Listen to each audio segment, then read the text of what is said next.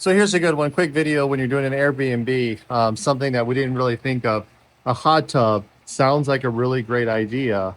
And there's a lot of people that want to sit out here, both in the winter time, sitting out here with a glass of wine or a hot chocolate in your hot tub, surrounded by all this beautiful forest. Sounds really great. In the summertime, this is all trees and you're literally like sitting in a tree house inside a forest.